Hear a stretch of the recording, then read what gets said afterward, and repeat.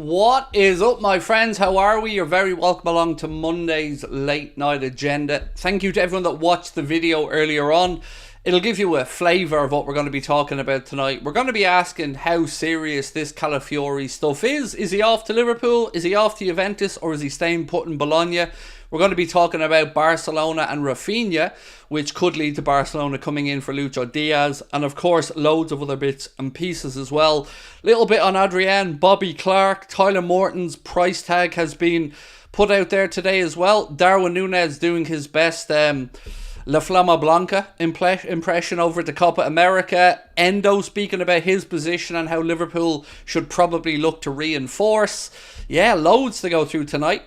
PC Drat, member with us for 16 months. Appreciate you, bro. Said, good evening, my lord. Hope you and the family are well. I'm good, thank you, mate. I'm just feeling a little bit queasy at the minute as my medication's kicking in, and I'm just a little bit at the second. So yeah, it might take me a minute or two to ease into the stream. That's why I was a little bit late again today. I was lying down just making sure I was okay to start the stream. No talk of Jude Bellingham coming again. Well, look, welcome in. That's the quickest we're going to have somebody timed out on the channel. Well in, mate. I hope it was worth it for your snidey little childish comment. But we move on nonetheless.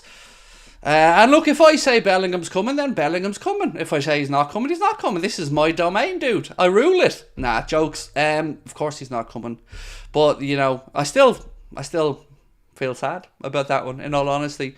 It was I can only imagine what he would have done in this Liverpool team. You can see how good he's been at Real Madrid, but there's always somebody every stream. Loving the new colour palette from your camera, adds a lot more depth to the video. Thank you, my man. That really is appreciated, because as I said to you guys yesterday, myself and Sabrina were messing around with the colour palette yesterday on the camera the day before, to try and get it right. And yeah, I'm glad it's coming through well anyway, so thank you for that. It always is appreciated when you give me your feedback on stuff like audio or picture and stuff like that. That's a record timeout. It is a quick one, Bill. It is a quick one, yeah. We're no messing about tonight, my man. No messing about. Looking like FSG are going to be cheap this summer, said Harry. Honestly, folks, I don't know what to expect. This has probably been the most difficult transfer window of the 6 or 7 years I've been making content to try and gauge where we're at, or to try and gauge our interest. We get mixed signals. Some journalists are saying one thing, other journalists another thing. Some are sitting on the fence. What we know for a fact is, what we know as fans, we see deficiencies in the squad and we believe they need to be addressed. And I think that should be enough. You know, because if we can see it, and we're not just making it up, like we're not sitting here going, that left wing would look around with a bit of Mbappe on there. Like, we're being realistic. And we know that we need a centre-back. We know that we need a midfielder. And we know that we could probably do with another forward. And I think it's reasonable of us to expect that the club address these this summer. But truthfully, right now, I can't sit here and say who I think is coming in when I can talk about timings actually, because I do stand over what I've said. I'd be amazed if Liverpool don't look to do something over this next week or so before the annual accounts need to be sorted out for all football clubs that operate on a June to June basis. So anybody who's any problems with profit and sustainability rules or FFP, you would expect that those clubs are going to have to sell. And that's where I hope we're hanging around till the last minute. Tanya Wheatley, welcome back to Anfield Agenda FC. Tanya, always lovely to see you in. Thank you. Ashton, I'm good, thank you, bro. I hope life's treating you well. Weirdly, today it was the hottest day of the year here in Ireland, but it was still fairly overcast and cloudy, but the old sweat was certainly flowing. Right, I'm going to fly through a couple of little bits and pieces at the start. Bobby Clark is attracting interest of quite a few clubs, but thankfully only on a loan basis, because he signed a new contract with Liverpool last season, or this season, I can't remember, recently. And there's no chance of him leaving full time. But this piece here does say that Norwich, Leipzig, Salzburg and a couple of other clubs are interested in taking Bobby Clark on loan for the season. I'm kind of on the fence on this one, because if anybody wants to say he deserves a chance in the first team squad regularly, I hear you and I appreciate where you're coming from. But I would just question, will he get enough minutes to keep the progress going forward, because he's a very good young footballer. And I'm on the fence. I can understand both sides of this one. If it's a loan move, then so be it. No surprise to see the likes of Salzburg there, because of course Pep Linders has recently become their head coach. So yeah, let me know your thoughts on what you think is the best thing to do with Bobby Clark. Do you think he should remain a contender for the first team squad or go out on loan? Tanya said, sorry not being on, had brain surgery on the 10th. Oh my god. Well, I'm assuming it went okay if you're here with us, Tanya. Firstly, let me just say from all of us, my friend, lots of love, best wishes. I'm assuming it went okay because you're here with us and chatting away, but my god, that's certainly a very daunting prospect. So great to see that you're here with us, Tanya, and I hope it is all going well for you. Lots of love to you from all of us. As you can see from the chat as well, you're a well-respected community member here, Tanya, and I'm sorry to hear that you had to have surgery, but I'm glad to see that you're here with us and hopefully it went okay. As well as brain surgery can go. Adrian. So the latest on Adrian is that they're preparing for his homecoming over in Betis. So it looks like he'll be heading back to Seville and turning down the offer of a new contract at Liverpool Football Club. This is kind of the part where I'm supposed to look heartbroken and sad, but there's only one player in this squad that I don't really like, and it is Adrian San Miguel. So for me, this is it is what it is. Liverpool will need to find a third choice goalkeeper. Liverpool may need to find a second choice goalkeeper, but getting his decent wage off the books will do no harm either. It's rumoured he's on about 60 grand a week at Liverpool, so that'll be money freed up that hopefully the club can invest. What is that? 60 grand, 3 million quid a year? And I love this in the chat as well. Loads of people just saying, best wishes to Tanya, and that's why you guys are the best. Simple as. You look out for each other. Right, Leach96, how are you, my man? Said, actually, I presume you're my man. You could be my lady, but either way, how are you, my friend? Would you play Trent in midfield with Alexis and Szoboszlai next season and play Bradley at right back? At this point in time, mate, I don't know where Trent's going to be next season. And that in itself gives me a headache because obviously I want him to be at Liverpool. I'm getting a little bit sick of the scapegoating around Trent with the English national team. It's believed that Trent is going to be dropped for Conor Gallagher tomorrow, and that's going to be the only change to the England team, which, again, is just awful man management and squad management from Gareth Southgate. Look, I'm not saying Trent's been tearing up threes in midfield. I'm not saying Trent shouldn't maybe be moved out of midfield. But I'm saying if he's the only change to an English team that had pretty much 4 to 5 underperforming players, it feels a little bit shitty towards Trent. Now, fair play to Declan Rice. I'm sure you've seen it. Declan Rice has been speaking up about Trent. Nothing but compliments about his ability in midfield, and genuinely well done, Declan Rice, on this. He said, Trent is one of the best players I've ever seen. I'll tell you now, Trent can play in midfield. He's unbelievable. Then he went on to speak about people wanting him to play in midfield, then moaning about it. He said, half the country are calling for Trent to play in midfield. You play him in midfield, then you want to bring him down. I don't get it. All I can say here is fair play Declan Rice for speaking up and defending Trent, so thank you on that one. And look, I'm not here to say what England should or shouldn't do, but it does feel like the dude's being scapegoated way too much for my liking. If he's the only change. For me, if I looked at that England team, Harry Kane does not look fit. Trippier looks exhausted and shouldn't be starting another game at left back yet. The decision to bring Luke Shaw looks like an absolute joke because he's not available. Then you've got the whole Saka thing on the right hand side. I don't think he's looked great. You need to find the best position for Foden. You need to get Cole Palmer into that team. But yet Trent's the only change. And all that's going to lead to, if England win a game or do anywhere decent, is, well, Trent's the big problem. So for me, Trent should take a leaf out of Ben White's book and tell Gareth Southgate to go fuck himself. That's my take on it anyway. Brian, how are you, sir? So, firstly, we're going to say hello to Brian, of course, because he's just dropped in with a $200 super chat. But I was only thinking about you earlier, Brian. Brian's playing in a tournament on June 30th, a charity event. And And I want us all to just wish him well, because Brian's like myself, former goalkeeper. He's getting back into it, and he's been training and preparing for this little mini tournament he's playing in. And I just want us all to wish him the best, because as you can see, Brian's always in spreading positivity in the community. Extremely generous as well. So yeah, let's all send Brian some love and best wishes ahead of that little mini tournament that he's playing in. I think 6 days from today, next Sunday. So yeah, best of luck, Brian. I remember when I played in a reunion game, mate, and it was only, well, I was only in my early 30s. I realised very quickly how old I was again, and I wouldn't be making the same mistake a second time. But well into you, my man, and thank you for dropping in. He said, Adrian rejecting new Liverpool deal, whatever will we do? Well, I've been crying non-stop, Brian, you know, heartache. But yeah, look, it is what it is. Now, it does pose us a bit of a problem, in all honesty, because, you know, we've got to sort out the goalkeeping situation. It looks like Alisson's safe and well, and that's good. Number one sorted out. Kelleher could move on. Forest interested. Liverpool slapping a 35-40 million pound price tag on Kelleher. And now with Adrian moving on, it looks like, what do we do? Because Yaros has 1 year to go on his deal as well, and we've got to sort him out. Leach, I hope you're well, Craig, and good luck, Brian. Thank you, my friend. Just checked the Spain scorer was Ferran Torres. Remember what used to mean to us? Yes, I know. I just seen Spain 1-0 up on Albania. And the last that I checked, it was still Italy 0, Croatia 0. Craig, any idea who'd be a good third choice keeper?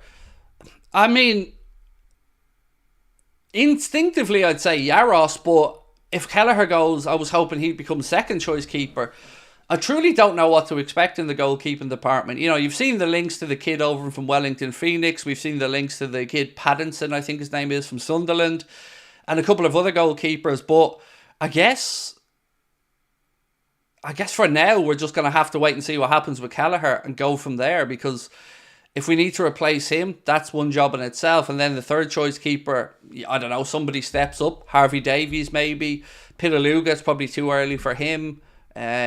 Yeah, it's just a lot to change and lots of possible outgoings, and that's what's confusing me, is when are we going to get going in a positive sense and start adding to the squad rather than worrying about maybe losing more. What have we got? Joshua Hookaway said, hi Craig, hope you're well, love your channel. Do you think we'll go first this Italian defender, and Trent criticism's a load of rubbish? So on Calafiori, I honestly don't know. And I'm going to speak about him now because you've been kind enough to bring him up, Joshua, so let's go through it. There's mixed reports today around Calafiori. So you've got Sasha Tavolieri, who believes that Juventus are closing in on a deal. The numbers that he's put in this deal, though, are much higher than I've seen anywhere else. He said Juventus are closing in on a move for Riccardo Calafiori.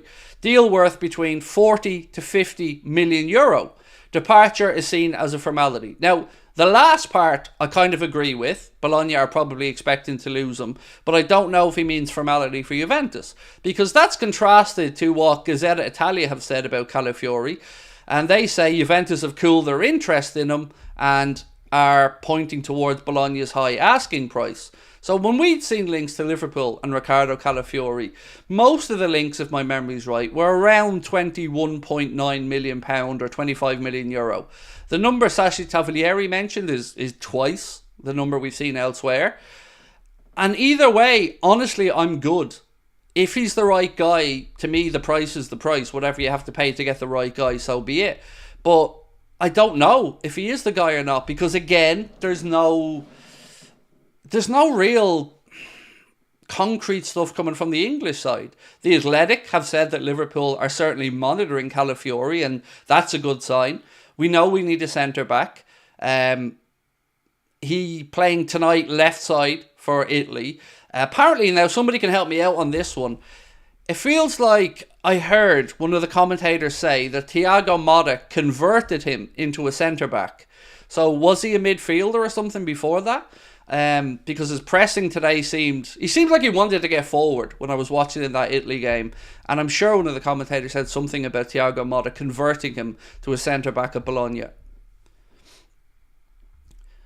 Darwizzi said, how much would you sell Diaz for? We'll move on to that in a few minutes, mate. I just got to try and go through it as I have my notes done, or I'll forget something. Buy Branthwaite from Everton. Unfortunately, he won't be coming to Liverpool because of the obvious stupid thing that we don't buy from each other. And I would have him in a heartbeat. And it's actually annoying me, if I'm being honest with you, that Branthwaite can't be a realistic possibility for us and that he may well end up at Manchester United, because he's more than good enough.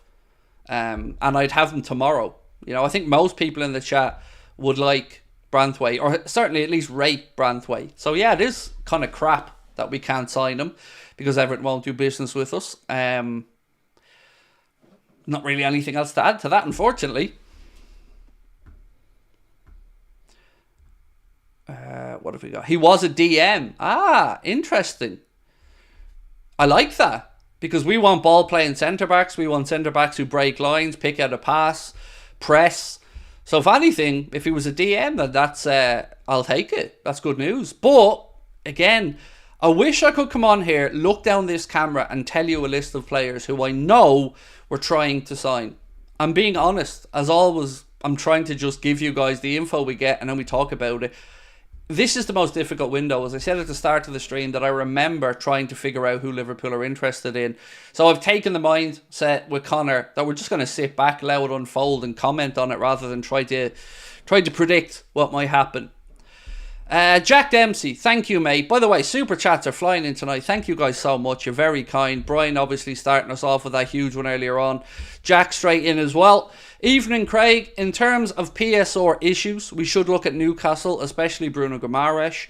Would be unreal for us, but I have a horrible feeling Arsenal will get him. Also, would love for us to try Xavi Simons. So, on the Xavi Simons part, if you wanted to go after him, he's available. You know, that's confirmed. He doesn't want to go back to PSG. I think PSG are happy to cash in on him. Leipzig are looking to try and get a permanent deal done. Obviously, he was there and did quite well there. Bayern Munich are another name that's been mentioned with Xavi Simons. And I've not really seen anything to suggest Liverpool are in that conversation. The other part on Bruno Guimaraes, I've never rated him at the price tag that they have him at. I don't rate Bruno Guimaraes as a £100 million midfielder, personally. The only real interest I've seen is possibly Manchester City in Bruno Guimaraes. Now, I know you've spoken about Arsenal, and I'm not saying you're wrong about that. I'm just saying, personally, I've only ever really seen Manchester City. So for me, look, we know Bruno Guimaraes has a release clause, and we know it can be paid in 3 instalments. But is he really worth £100 million? I don't know, man. Honestly, I don't. I wouldn't feel comfortable with it anyway. I think it's too much money. Tell me 5 players you want to see at Anfield next season, Craig. I mean, 5's a lot. I don't expect us to make 5 signings, to be fair. I'm happy to give you who I'd buy right now. I've got 4 names for you. Well, that's a lie. I've got 4 positions for you, so I'll go through them. At centre-back, if they want Calafiori, no problem. I also like the idea of Mark Gay from Crystal Palace. I think he'd be a very good piece of business. Homegrown as well. Yes, you'd have to pay about 65 million.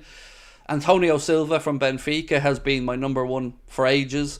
Into midfield, I want Ederson. It's as simple as that. That's the one for me. I know others have said Vifer and a few other names, but I'd like Ederson from Atalanta. And then moving into attack, I've always said the same thing.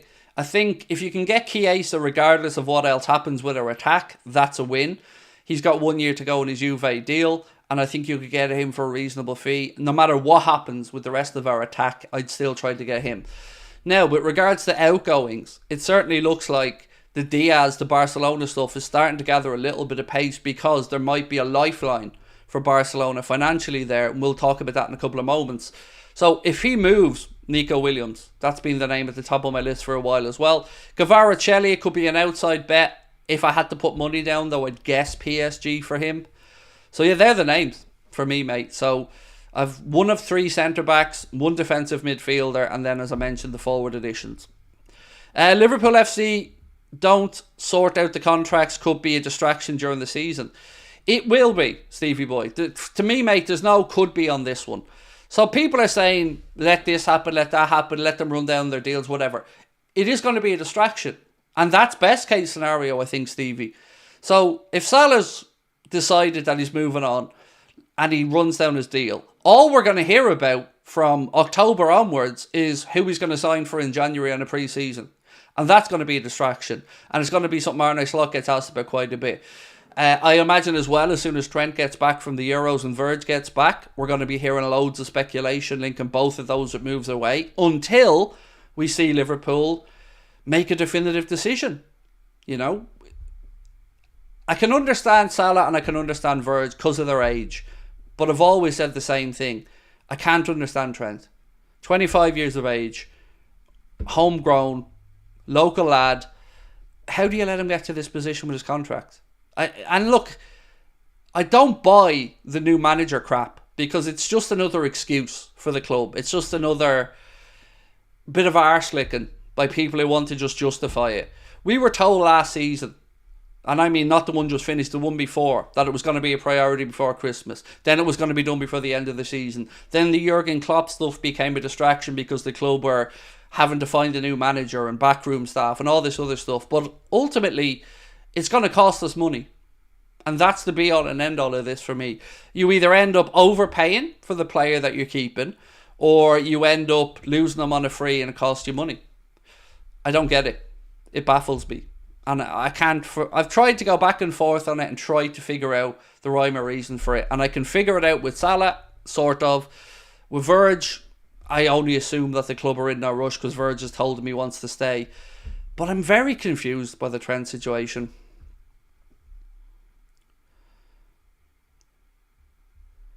Nico Williams is a no-go. We won't destroy our wage structure and give a young unproven player 250 grand a week. No chance. So, you've said that all factually, which is just an opinion. So I'm okay with you having an opinion, Ash. But there are other ways around what you've spoken about. As an example, let's say, for instance, Nico Williams comes in and he gets a signing on bonus that would knock down the weekly wage. So he gets X amount upfront for signing on against the wage. So the wage goes down to, let's say, 180 grand a week. And he gets the signing on bonus or other achievable targets that can bump up his income. I think you can window dress that deal to make it acceptable to the rest of the dressing room. The release clause, it's kind of reasonable. 55 million euro for a 21-year-old or 22-year-old, really, really good talent, seems like fair business to me. And I know you keep saying no chance, but mate, if we freed up the money we have by moving the likes of Matip, Thiago and now Adrian off, that's a lot of money off the wage books as well. So it's a lot of wiggle room for the club. And again, it feels another weird thing, mate. And I'm not having to go at you with this, but we're always like browbeating ourselves and saying we won't do this, we won't do that, we can't do this, we can't do that. All of this is just because we're so used to FSG being cheap. And that's all it is. Because if this was United, Chelsea, Arsenal, none of us would be here going, they won't pay 200 grand a week or two. We're just so fixated with being geniuses with money that we'll bend over backwards to kind of prove that we're the best boys in the room or something. Sometimes I don't get it. It feels fucking weird, to be honest with you, to me. Yusuf, lovely to see you, bro. Said, hey Craig, how are you? Love your channel. Really need a brute like number 6 this summer. Missed out on Caicedo. Wished we got Rice. We do need one. Ugarte again is available, so the club really mustn't like the look of Ugarte, or he mustn't fit into the way we look to play. Ederson for me is the one. Now he's not a brew, but he's a very, very good defensive-minded midfielder who's impressed me whenever I've watched them. But thank you for your input, my man. Thank you for your support of the channel as well. Right, look, we are only 12 subscribers away from 261,800, so if you haven't, please do hit that subscribe button. What's this Connor's just sent me? Okay. So, I don't believe what I'm about to read out. Just going to say that before I read it out. This said, Liverpool and Tottenham are eyeing Feyenoord's Geertruida. The English clubs have renewed their interest in the talented defender, and there's some competition with PSG for a signature. I think he's going to PSG, personally. What I've read over the last day or two suggests that that's most likely. And again, if Liverpool wanted to sign him, we should have a jump on anybody else because of the relationship he would already have with Arne Slot. So, yeah, I don't know. It feels like more guesswork to me on the Gertrude stuff. But he is a versatile defender, and you could make an argument you can never have too many of them. Our club owners don't want to be like Chelsea. Our club owners are cheap. That's all I can keep saying. Like, again, everybody goes to the extremes. So, we don't want to be like Chelsea. Fair enough. They've taken loads of financial risks. But here's the question that I think is the real one that needs to be answered. Are FSG giving every possible transfer pound, shilling and pence to the manager in every window? No, they aren't. And that's, to me, not good enough. So, I get it. You don't want to be like Chelsea. That's very fair. Because Chelsea are a little bit all over the place. But we have already proven that the people who are at the club, in Michael Edwards, in Julian Ward, now with Richard Hughes, they know what they're at. Dave Fallows, Barry Hunter. These guys have a proven track record of transfers, value for money. And again, are they not being trusted? Because I'm fed up of being told how clever we are, of our commercial business, the Nike deal, all the other shit that we get rammed down their throat, the Deloitte money leagues, and all these other things that tell us we're the 5th biggest club in the world. But yet when it comes time to, prove it, we always get an excuse. Whether it's the wage book or anything else, there's always an excuse trotted out to support FSG's miserly ways. And the fact of the matter is that they're cheap. And if you can't admit that to yourself, I don't think we're ever going to meet in the middle in this conversation. Because I'll sit here and I can absolutely name off all the good stuff and credit them for it, and I always have done. But they need to be called out because they're cheap. And that's, in my opinion, is not even a debate. Every time you see a set of transfer figures and spend, we are nowhere at the top of it.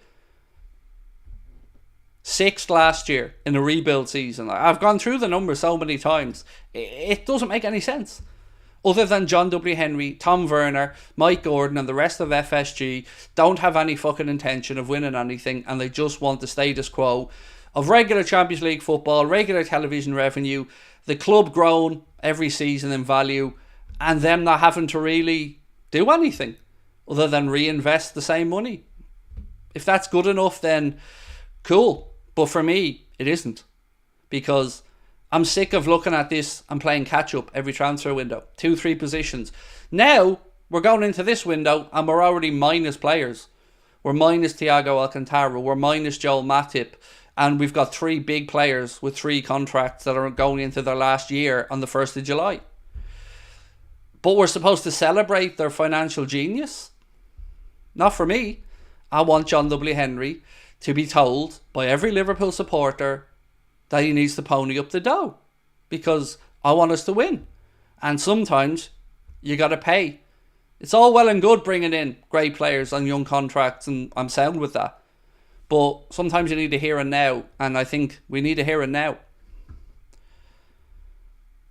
Did you see Wataru Endo's quote? I did. I have it here for you. Read it out for you now. So here's the thing that got me, right? Do you remember we spoke recently about the likes of... I'm trying to remember which journalist this was. A couple of the Liverpool-based journalists were talking about Liverpool not having a priority as a defensive midfielder. Can we agree on that for a second? Whether it was the Echo or whether it was a couple of the other lads, somebody was saying that Liverpool don't have a priority for a defensive midfielder. And yet, you go on to their very own websites and the Echo, and this is what it says. The search for a top-class number 6 will enter its 3rd year this summer. Which one is it? They go on to list all the players that Liverpool lost out on. Tchouaméni, Lavia, Caicedo. And then, of course, what do? Take the cheap option. And we bring in Endo. Nothing against Endo. We've all grown to love Endo, and he's a very fine player. But you can't tell us, whether you're David Lynch or Paul Gorst or Ian Doyle or anybody else, you can't tell us we're not looking for a number 6, or that the club don't feel there's anybody in world football that can improve the position, and then write that the search for number 6 is going into its 3rd year. You know, we're being taken for morons. Anyway, back to the Endo quote, because you were speaking about Endo, and I did promise you I'd read through his quote. Endo said this: "Considering my age, it may be a good sign to get another number 6. If that ultimately makes the team stronger, I welcome it." Top lad. How could you not love that man and what he said there? And he's a player in the dressing room saying that because of his age, Liverpool should probably look at another number 6. So let's look at another number 6.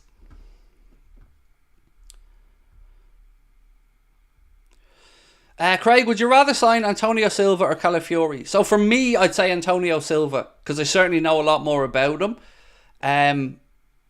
But honestly, at this point, if the club have a centre-back in mind, get him. Whoever the hell it is, just get him. Ornstein is class. He is. I would say, if I hear journalists, Ornstein and Paul Joyce to be top 2 in some position, for my humble opinion.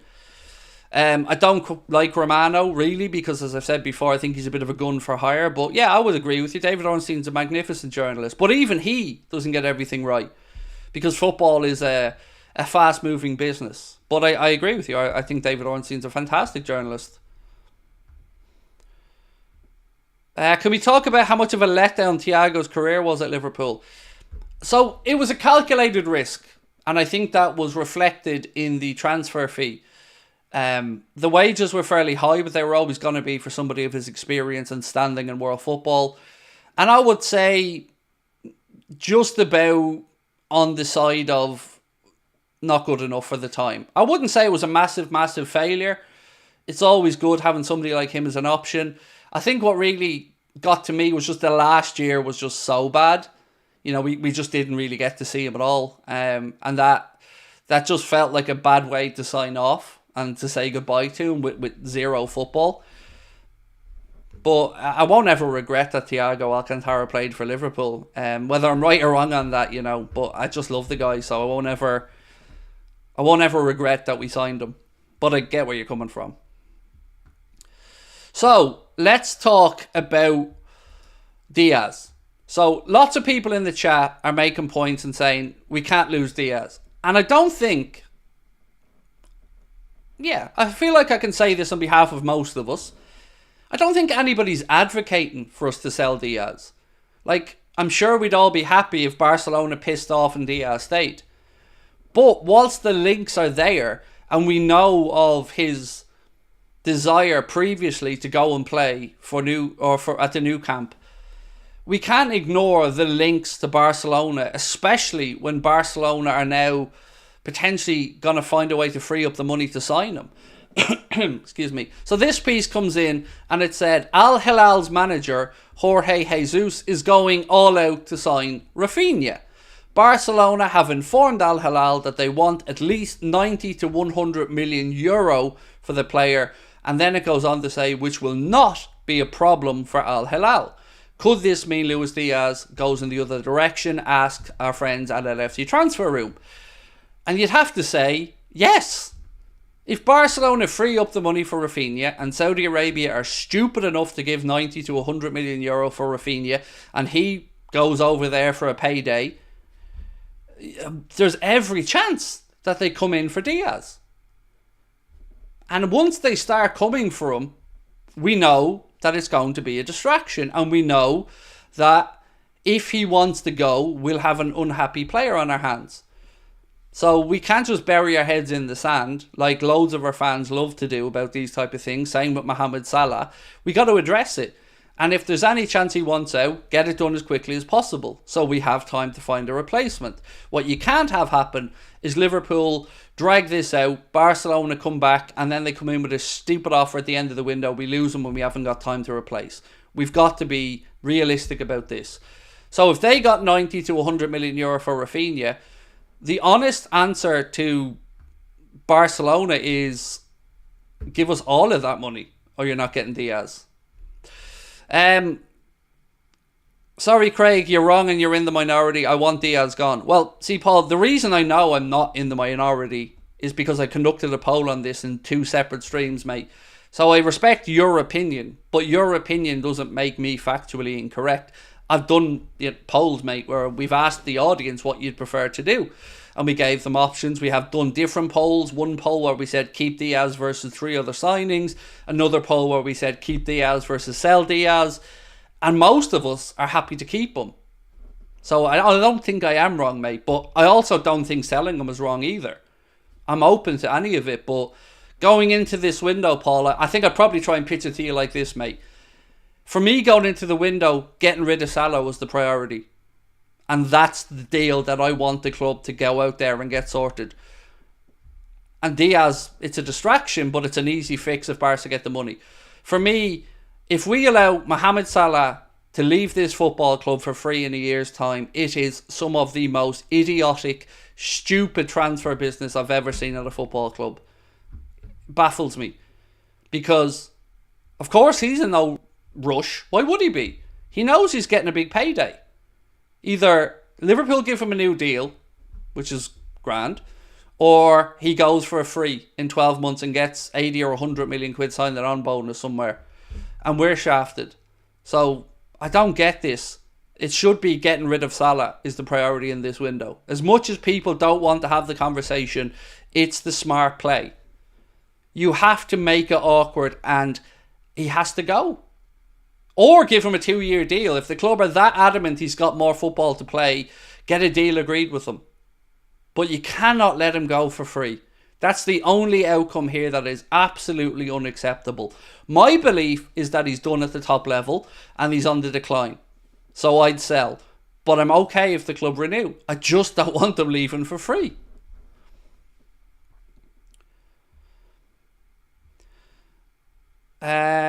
Same Diaz for a younger, more talented player, I'd bite your hand off.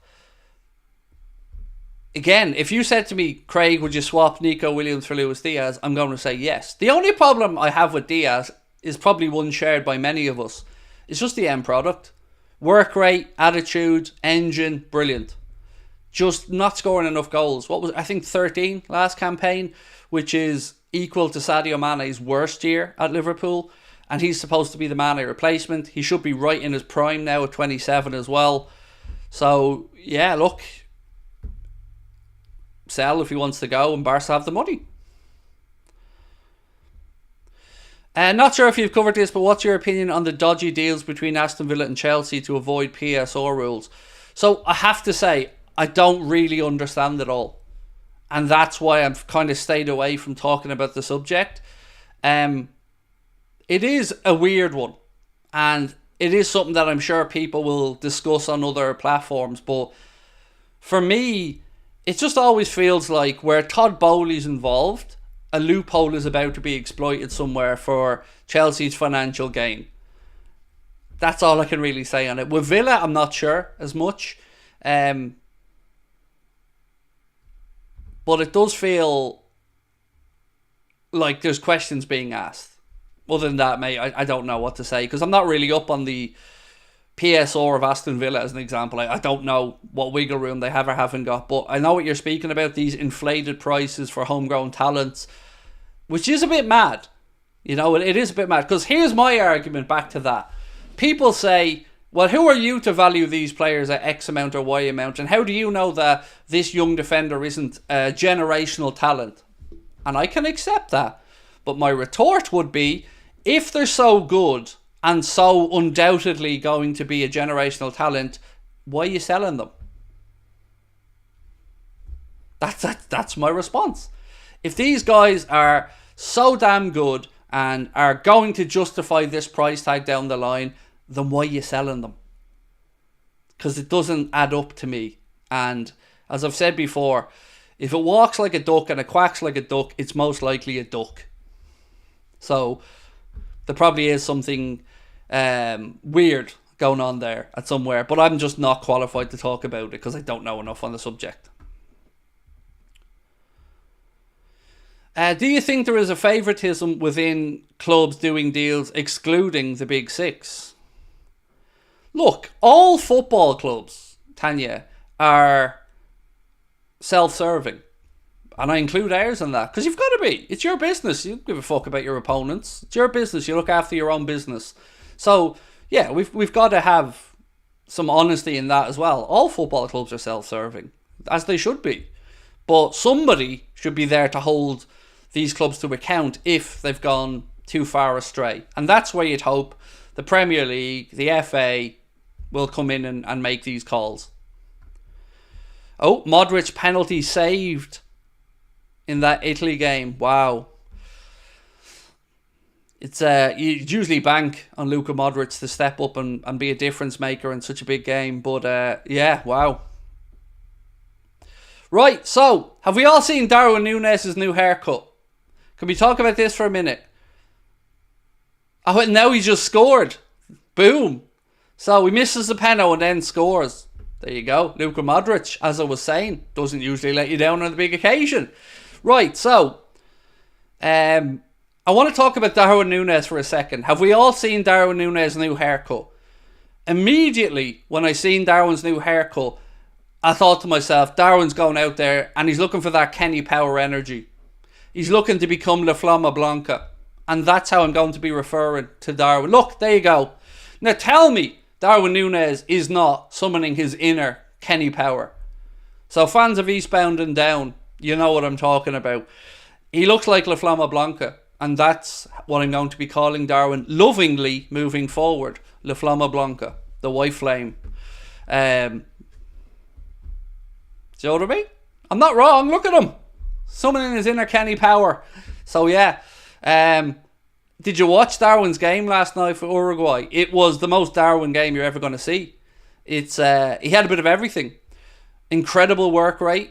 Some big chances missed. A goal. A penalty show.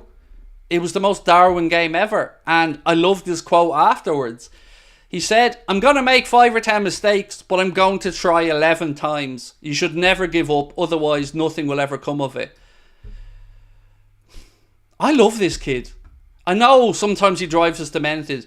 And I know people love to point out the one game I've ever criticised him in. But honestly, I love him. I love how nuts he is. As in, he's right. Keep going. Because on those days where he puts it all together, like Newcastle away, there is nobody that can do what he does. Nobody. And you've got to keep backing him for those days. And I think with Arne Slot, if you can get him playing the way he plays for Uruguay and give him the freedom and belief he has in that Bielsa system, let the kid at it. Because if we can get him to go through a purple patch of 3, 4, or 5 months, he could be a difference maker. He could win us a league. He could win us a European Cup. He is Darwin. And never a better name given to anyone than Captain Chaos, because that's exactly what he is. Jason said he took his goal really well last night. I've got Darwin on my new home shirt. Good choice. Let me say, by the way, I like that Uruguay shirt as well. Some good shirts in both competitions this year. The Jamaica shirt in the Copa America is another lovely one. Christopher said Darwin to score 35 goals next season, all comps. Well, I did make a statement last week that I said I'm backing him for 30 goals plus in all comps next season. So I'm there with you, mate. Darwin's head never drops, said Dave Sharples. You're right. You know, we'll get frustrated with him, but as long as he doesn't doubt himself, that's all we need to worry about.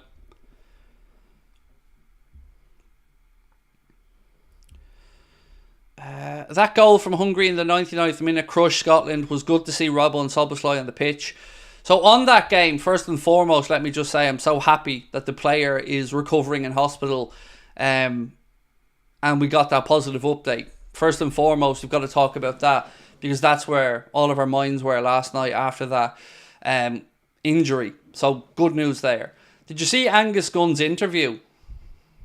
Honestly, I've never seen a more stereotypical footballer interview ever. Yeah, somebody should have taken that microphone off him. It wasn't a great interview.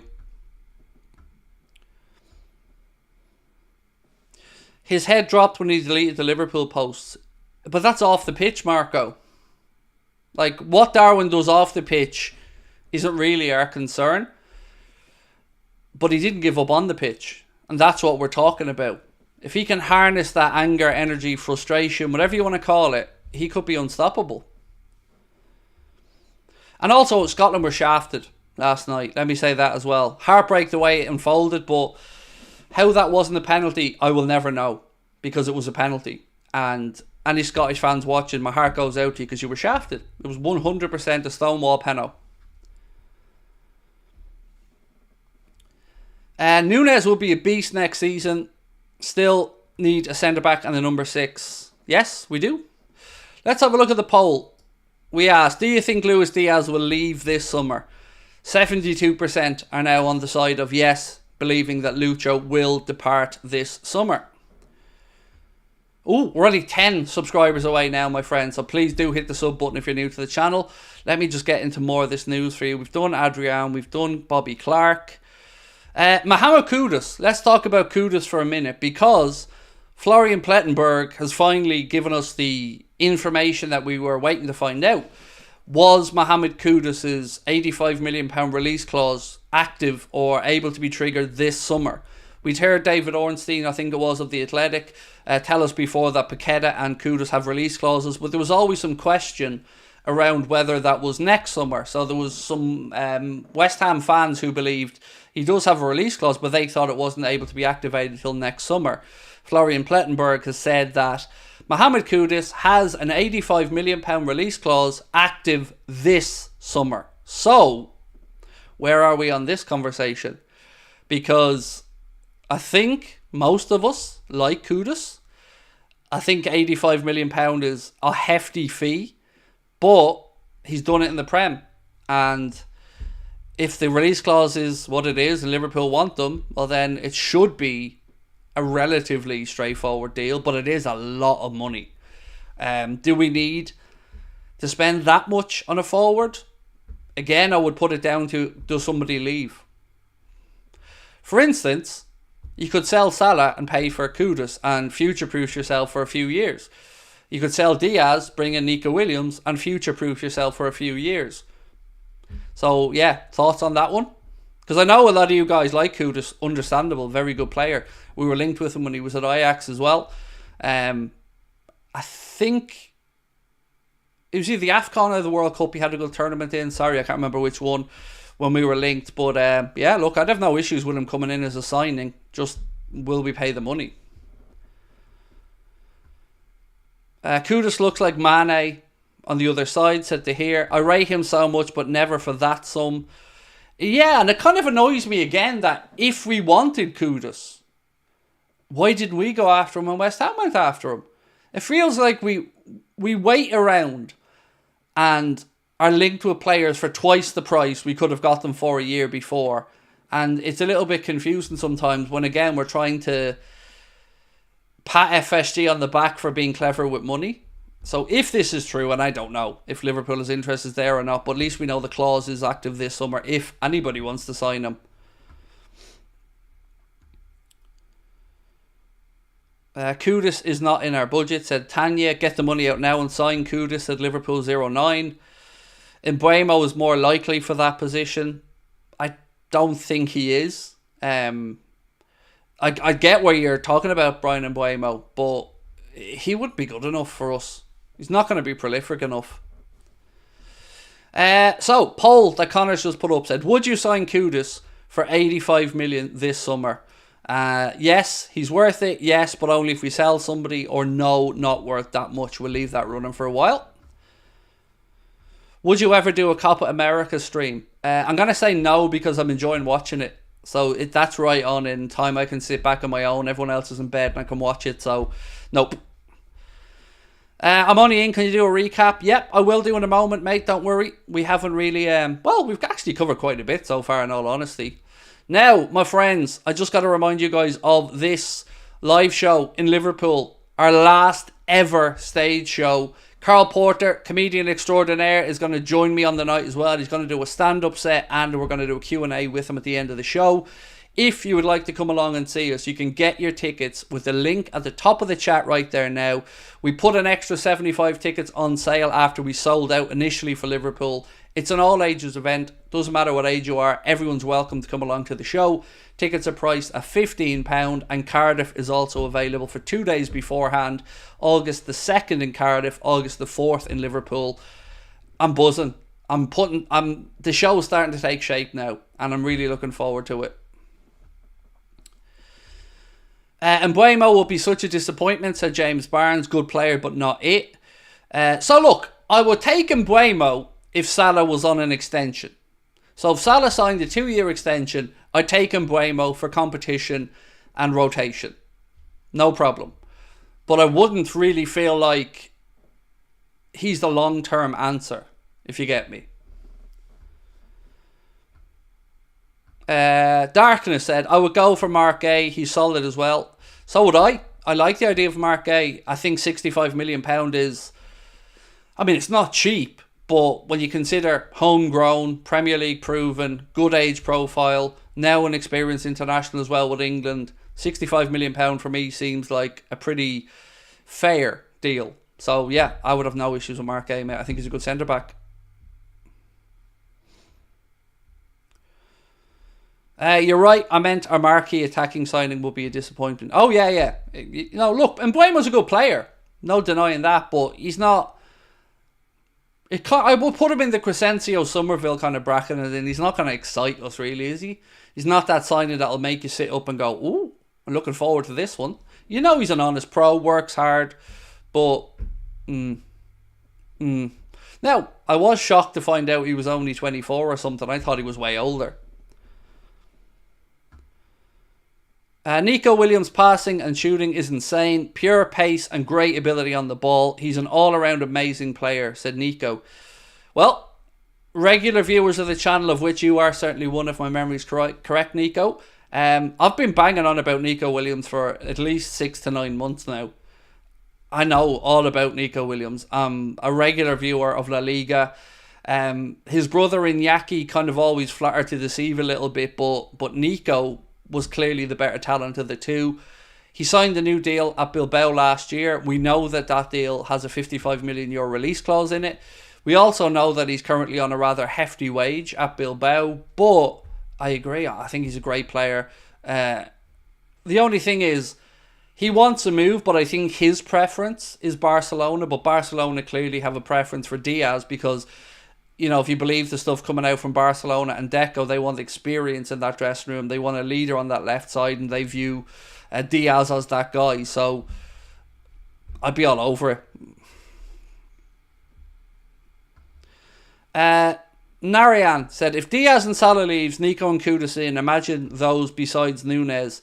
I think that'll work better in slot system. It would be brilliant. Now, weirdly, the whole Salah conversation is very, very, very quiet.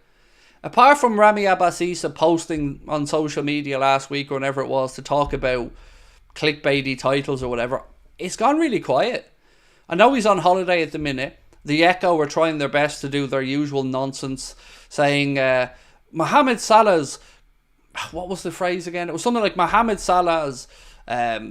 hideaway could prove to be a secret to unlock, blah blah, something like that. Basically, they were shiting on about the last time he signed the contract extension.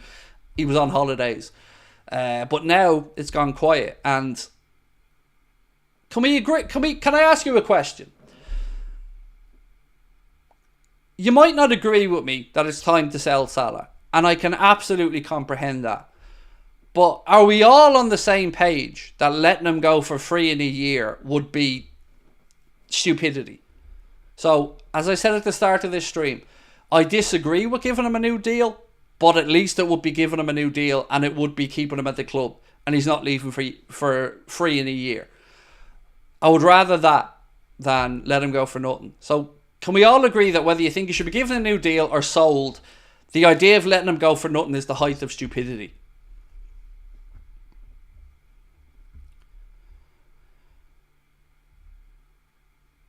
Kudus is really the only person that could replace Salah, in my opinion. You could see how highly Ghanaians think of him. If we spend 80 million on Darwin, I think 80 for Kudus is a good deal.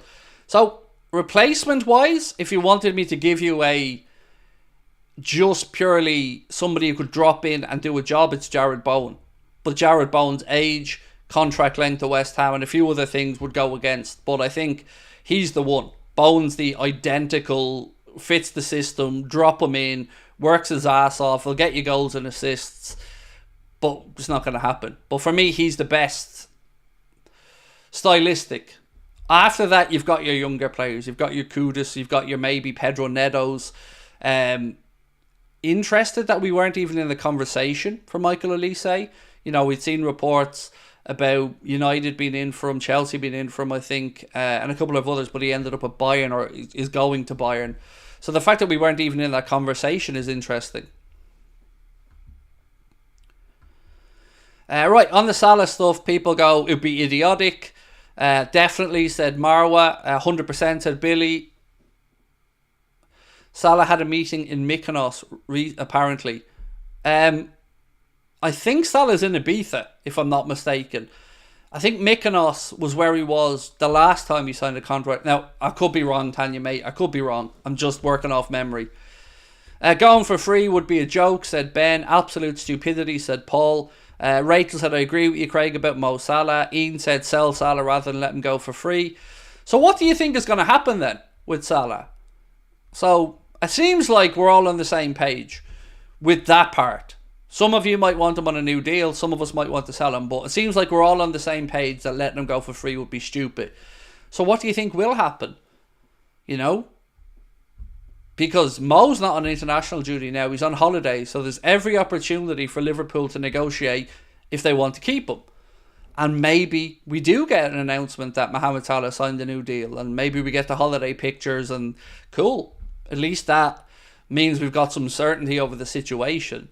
But I still think... I don't think it's at the point now where Salah would accept a sale. Because I think he knows... If the club said to him, we think your best days are behind you... I don't think he'd want to... Why would he want to sign away 100 million quid by taking a sale this summer? So I feel like almost we've shit the bed on that one.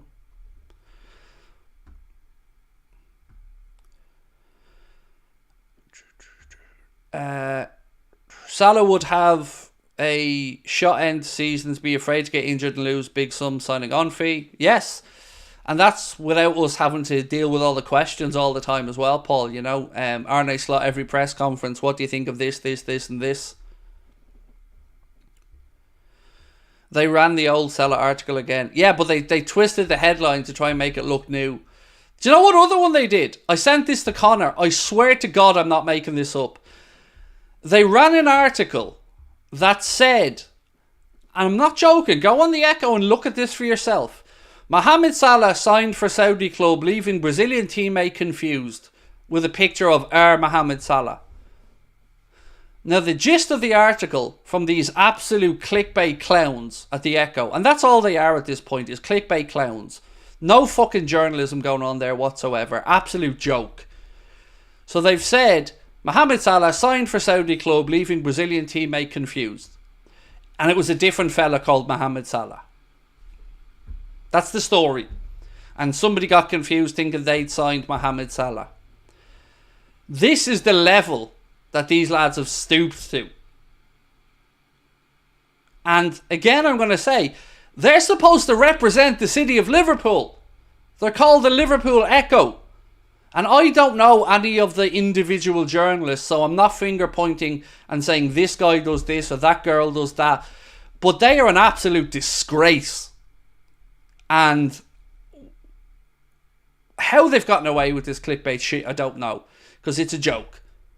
And it's pathetic. And every fucking day, there's a new crappy, poorly worded, AI shitty headline. It's so bad. So bad. It's a disgrace to journalism.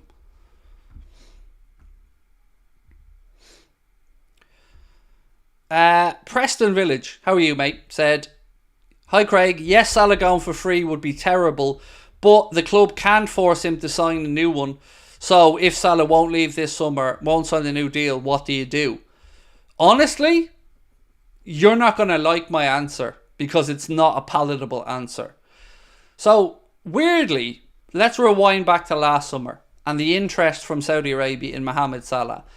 Remember I spoke to you guys about Mr. Turki Al Sheikh, who was doing an interview with what's the dude's name again? The MMA journalist. This is the part where I draw a blank. What is his name? Ariel Helwani, sorry. Brilliant journalist, by the way. And he said Salah was ready to sign and go to Saudi Arabia last year. And Liverpool pulled the plug at the last minute. So if we take that for granted, that that's true, it's a big pill to swallow to think, why would Salah agree to a sale now?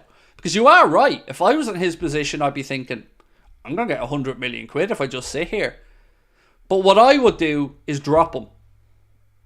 I know it's very, very difficult to justify, to talk about, or to entertain benching or dropping a player on £350,000 a week. I get it. But that's how strongly I feel about it. Because I don't believe that he or any player going into the last year of a deal is going to give 100%. I believe they'll talk 100%. I believe the media will talk about what great professionals these people are. But ultimately, at the end of the day, they're not going to put their body in harm's way and fuck up another deal. They're not. They're humans. They've got families, financial needs. Let's be honest about it.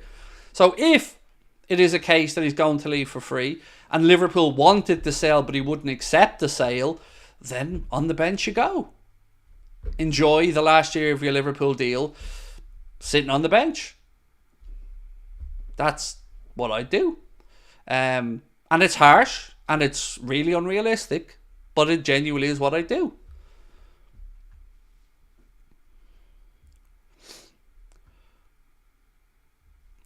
All my comments are moderated in the Echo. I'm always polite when I tell the writer they should do some research in the story they've written. I'm the same.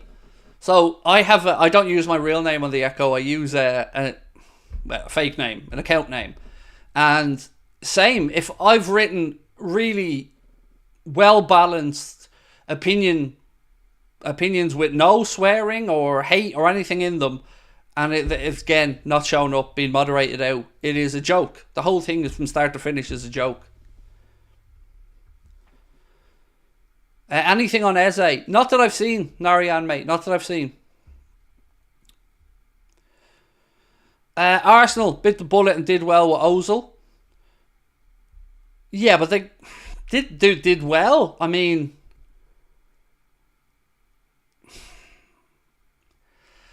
I don't know if Arsenal fans would say that. Yeah, I don't know, man.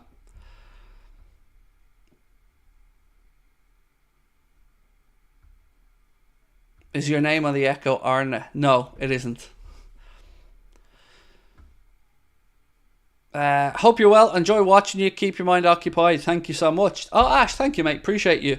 Right, I promised somebody I'd go back through the news, and I'm going to, for those who were a little bit late in. So, I'm going to fly through this real quickly, by the way. So, we started off today with a piece to say that Bobby Clark is attracting loan interest from multiple clubs. Norwich, Leipzig, Salzburg have all an interest in taking Bobby Clark on loan next season. Honestly, I don't know what the best thing to do here is, because I really rate Bobby Clark. I'm delighted he signed a new deal. If Arne Slot and the club feel he's best served to go on loan to gain more experience, I can understand that. If they want to keep him around and utilise him as a first team squad player, I can absolutely appreciate and respect that as well, because he's a very good player. So that's the first story of the day. Next one was Adrian finalising homecoming. According to Spanish outlet ABC Sevilla, Real Betis are closing in on organising Adrian's return to the club where he began his professional career. So it looks like Adrian San Miguel has turned down the contract extension from Liverpool, and it looks like he's going to be returning to Real Betis, where his career will go full circle. So let's wait and see what happens there.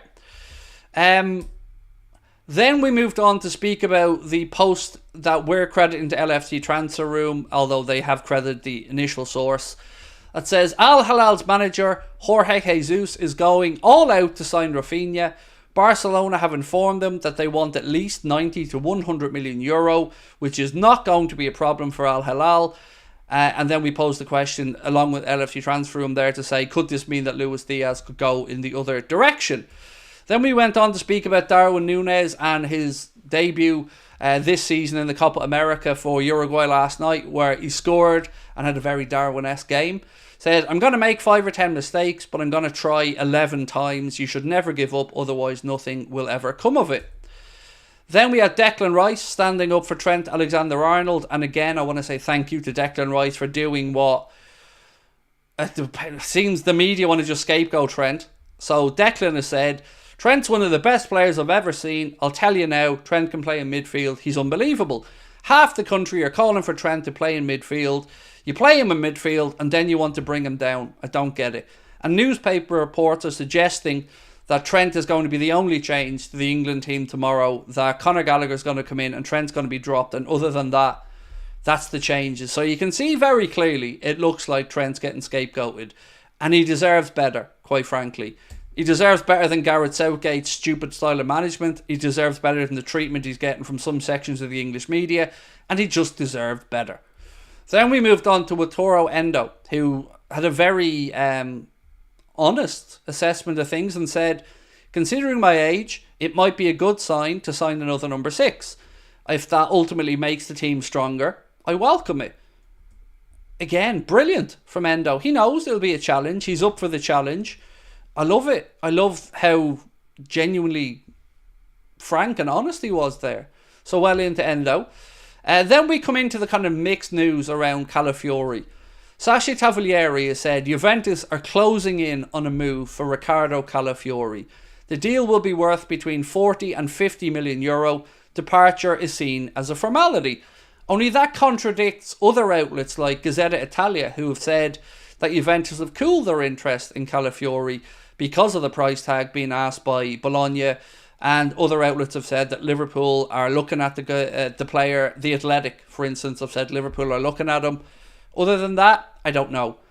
The price tag that we've always seen mentioned was about 22 million pound, which is a long way from 40 to 50 million euro. I don't know if they're quoting Juventus that because of the whole Bologna, Thiago Motta stuff and the fact there's still a bit of bad blood there. But certainly if we want them, you could make a play for them. Then we got the news from Transfer Sector and Florian Plettenberg, that Mohamed Kudus does have an £85 million release clause that is active this summer. So if anybody wants to sign Kudus, there you go. You can sign him this summer for 85 million quid. Then we have the other stuff, as we said, about Juventus cooling their interest in Calafiori, being quoted on multiple accounts. Liverpool have announced that the Liverbird emblem will replace the club's crest across all digital media platforms starting for this upcoming season. So the Liverbird with LFC is going to be the club's badge or crest on all outlets moving forward.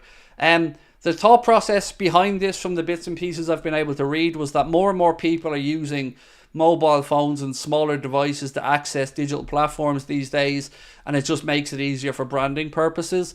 For me, I've liked all the iterations of Liverpool's crest over the years, from the centenary one in 92 to the older school ones to just the Liverbird.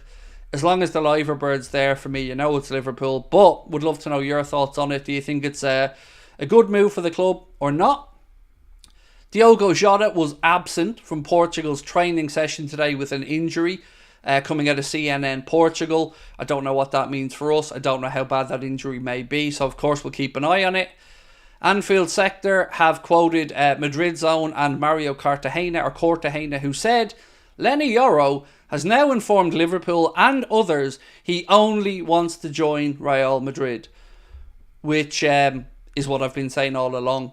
I never understood why we were even in this conversation. As soon as he said he wants to go to Madrid, that should have been the end of it, because they're going to get him. Whether they get him this summer for a fee they agree with Lille, or whether they get him for a free next summer, that remains to be seen. But the kid has his heart set in Real Madrid, and they're going to sign him. Next up was the breaking news from Paul Joyce that Conor Gallagher in for Trent tomorrow will be the only change in the England team. The Times say that Liverpool have valued Tyler Morton at £20 million. Leipzig are not the only club interested. They also say Sevilla, Feyenoord and Eintracht Frankfurt have been mentioned, as well as Premier League and Championship clubs. Tyler Morton's always been one for me that's been really interesting, because His loans at Blackburn, his loans at Hull have always gone well. He's always played. He's always shown that he's at that level or higher. And I've always been unsure as to what the future will be from at Liverpool. I could always understand people saying he deserves an opportunity, but I could also understand people like myself that just feel maybe he's a tiny bit away from the level. So if Liverpool decide £20 million is the figure, I think they're justified in asking for that, and I think they'll get it. So if Tyler Morton does leave the club, you know, I wish him nothing but success. He's seems like a lovely fella, and he's a good player. I just don't know if he's at our level or the level we want to get to, but he is a very good player, more than good enough to play the Premier League and any of those clubs mentioned around Europe as well. Next up, we had a report that said Liverpool and Tottenham are eyeing Feyenoord's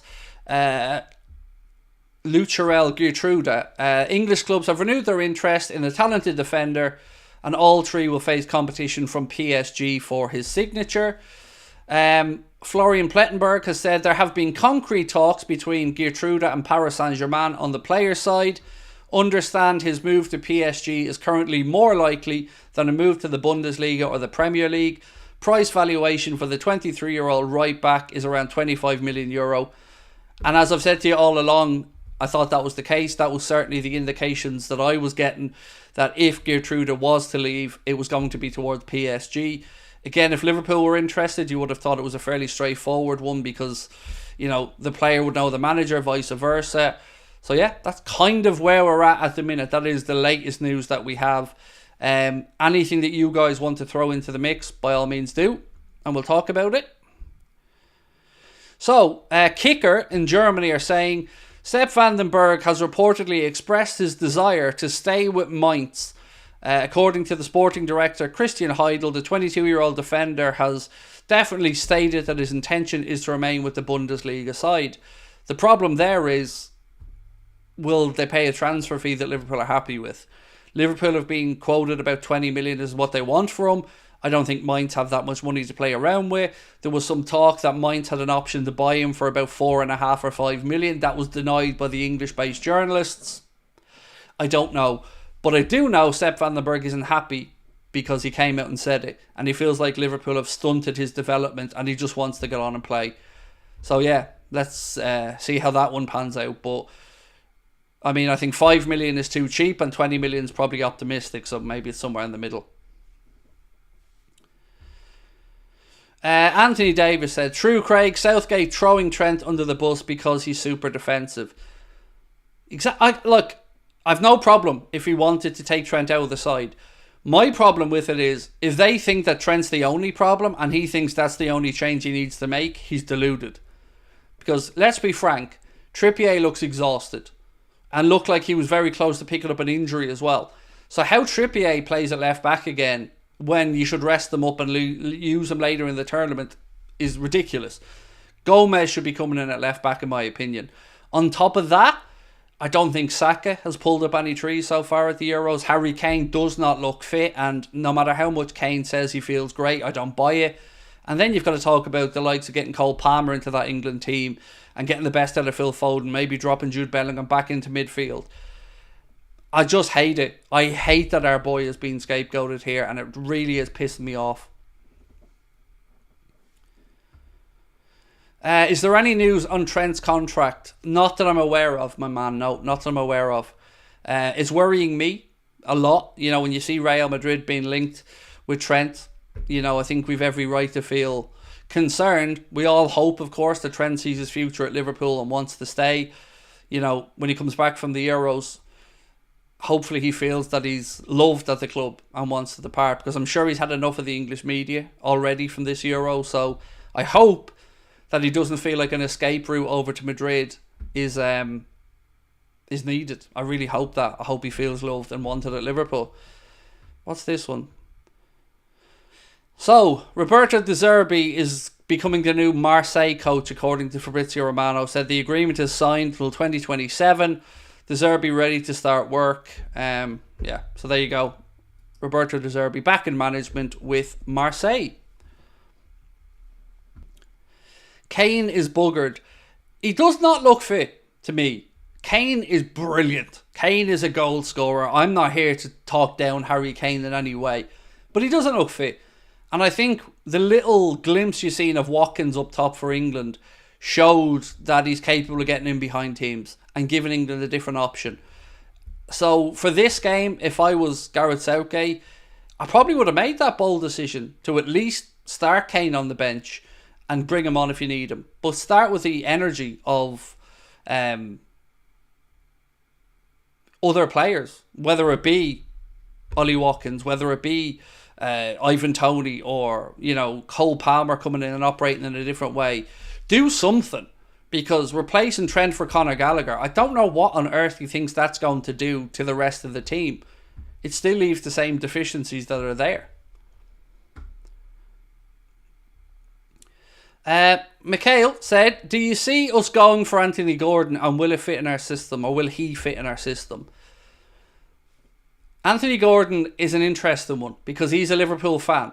He started in Liverpool's academy. Then I think at the age of 9 or 11, he was let go from our academy, went to the Everton academy, obviously came through there, got his move to Newcastle and has looked good. Not the finished article, not worth £100 million, but he is a good player. He's a little bit too quick to go to ground for me, but he's got something about him. I think we could do better, and I would rather spend the money on Nico Williams personally, but the links have been semi-consistent to Gordon and Liverpool, albeit it would annoy me again that you go in and buy him for twice the price Newcastle paid from a year ago. Paul said, Craig, I think Gordon will replace Diaz. He plays on the opposite side, Paul. Cade usually plays on the right hand side. I love Cade Gordon, by the way, Paul. I don't know if you can trust his body at this point. I think you need to see a good solid season of him showing that he can keep his fitness before you're betting the house on him being a replacement for somebody. But I always enjoy watching him play. He's got lightning in a bottle, Cade Gordon. Really good player, just been very unfortunate with injuries.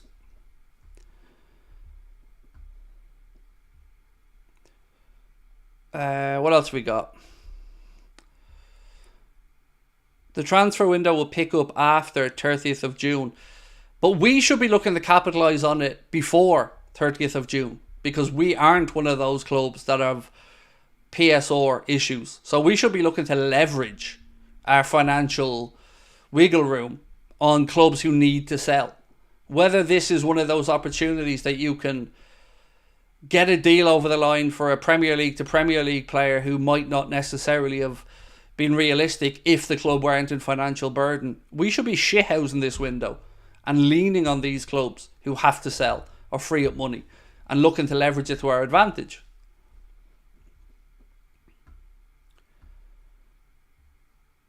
Oh, sorry, Paul. My apologies, dude. Sorry, dude. You meant Anthony Gordon. My apologies. Look, I wouldn't say no. I wouldn't be my first choice. But Anthony Gordon, he's a good player. He's direct. He's got an eye for goal. Sorry, mate. I just seen Gordon and my mind was thinking immediately to Cade Gordon. I could see it, but I still think there's better value out there. But I get where you're coming from. It certainly makes more sense than my Cade Gordon conversation.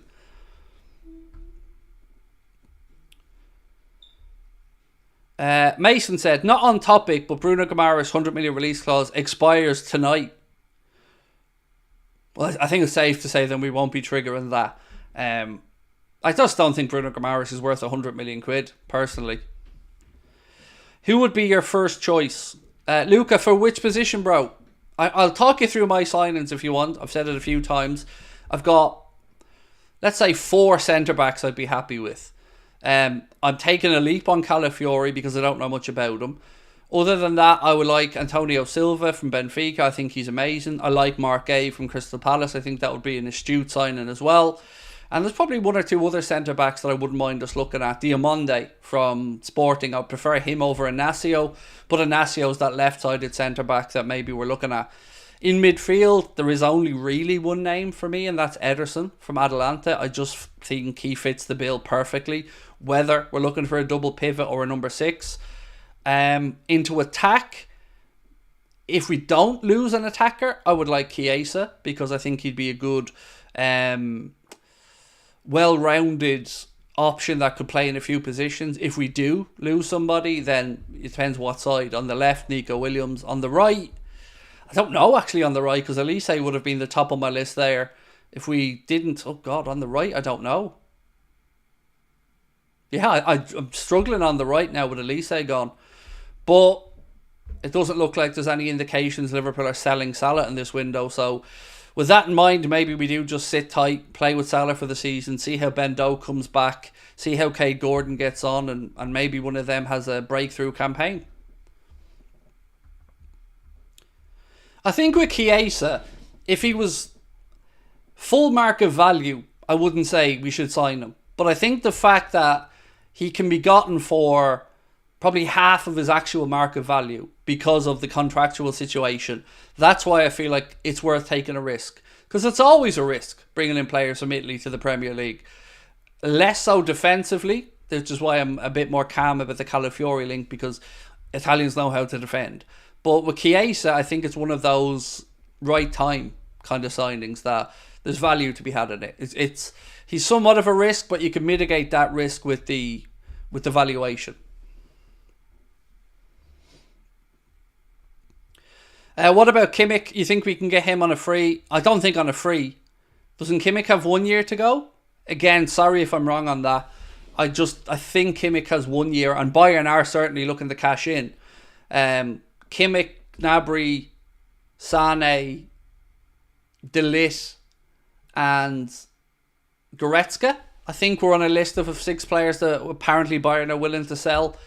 It looks like, according to, I think it was Fabrizio Romano, there's 4 clubs really in the race or possible destinations for Joshua Kimmich. Liverpool, Man City, Barca, Real. Now Real I don't see as needing him. Barca I see as being unable to afford him.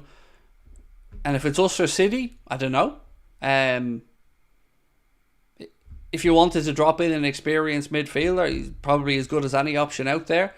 I could probably see Manchester City maybe moving on Calvin Phillips and then bringing Kimmich in there. But yeah, look, it would be a pleasant surprise, but I wouldn't be expecting Kimmich. Luke said, Craig, I'm about to have a baby boy. Who should I name him after, as I've convinced the missus to name him after a Liverpool player? Oh, Luke. That's well, I did the same, and my son is named Lucas after Lucas Leiva. I'm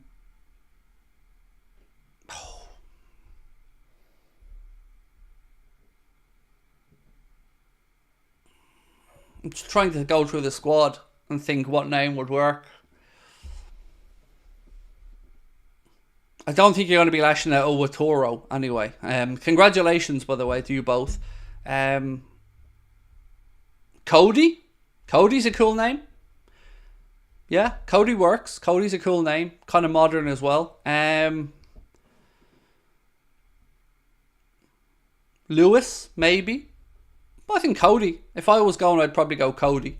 If you want somebody from the here and now squad, Cody would probably be my recommendation. And congratulations to you both, mate. That's awesome. Italy have equalised 1-1 in that game. 1-1. Harvey is a good shout. See, Dave, the reason I didn't recommend Harvey was because we named our French bulldog Harvey after Harvey Elliott. So yeah, I did want to say Harvey, and people think, you named your dog Harvey and you're asking him to name his son Harvey? But it is a good name. So Croatia are out then in that one, if my memory's right. They would finish third, or either way, I think they'd only be on 2 points, Croatia. They drew with Albania, they lost to Spain, and then they drew tonight, so yeah. Queeveen, I can only imagine, Stephen, the ball ache that poor child would go through, having to explain to everybody how to spell Queeveen and how to pronounce it. It's a beautiful name, by the way, you know, Irish name for Kevin, beautiful name, but yeah, I can imagine the pain in the backside. So yes, Croatia are third place in the group with 2 points, -3 goal difference. And I don't think 2 points get you through. So it's Croatia out.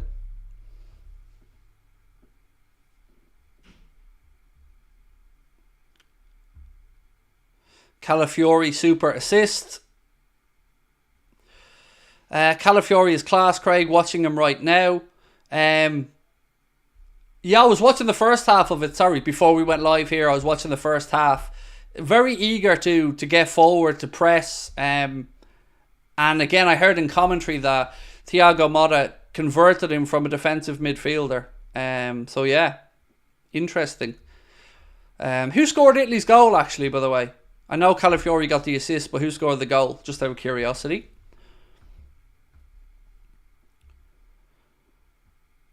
What have we got? What's the only term you agree on parting with Trent? I don't know what Trent's value would be with 1 year to go. So, I mean, I don't even want to entertain selling him, but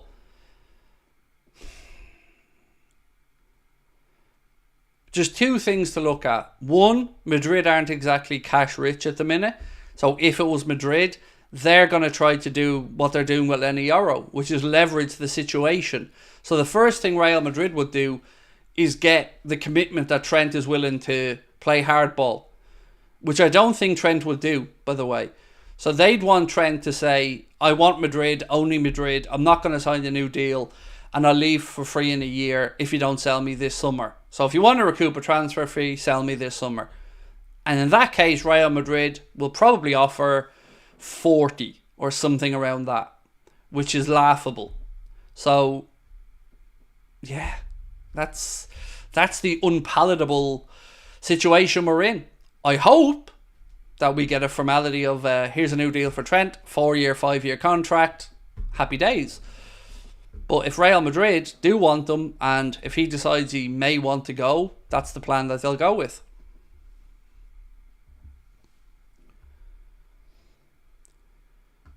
Calafiori with an assist in the 97th minute. Very good player. Nice.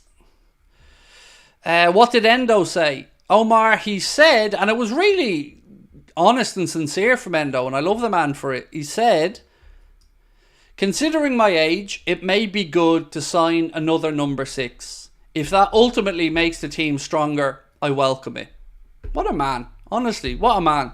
I love Endo, and whatever happens, I'm glad we brought him in, because it's his dream to play in the Prem. I think he's been well received by the Liverpool family. He's shown he wears his heart in his sleeve, gives it all every time he's out on the pitch. Yeah, I really like Endo, but I do agree with him. I would like to see another number 6 come in, just for rotation, competition, and in case of injuries. But I'm so glad we did sign him.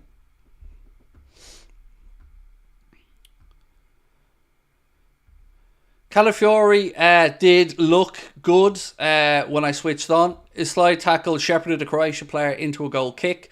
Very Virgil-esque, said Scott. Nice. How long before we make a sign and before we get worried? I mean, that's an individual thing, mate. You know, I don't know. I can't answer that question for you. For me, I want the signing the day the window opens. You know, I'm impatient, but look, if we end the transfer window with the 3 positions strengthened and we don't lose a player, if we lose a player, we need to replace that player with an equally good player or a player on the younger side. So we need 3. You know, we need a centre-back, we need a midfielder, and I would say we need a utility forward. Would I sell Jota? No. Personally, I wouldn't. I get the frustration over his injuries, but I've never looked at Thiago as a first 11 player. I've always looked at him as a brilliant squad player. But the injuries are a concern. You know, if you need to turn to Thiago and he's not available, that's frustrating, because he's a goal scorer. He's a very intelligent footballer. But no, I wouldn't be looking to sell him. I like Thiago. Yeah. But I can understand if anybody feels differently because of the injuries. There's nothing more frustrating than seeing players picking up injuries and being unable to play when you need them. Okay, Mark saying it's looking like 3 points may qualify teams, but we need to obviously see the rest of the Euros games, which conclude, I think, on Wednesday, if I'm not mistaken, the group's games. Do we know how much Liverpool's looking for Diaz? So the rumoured number was about £70 million upwards.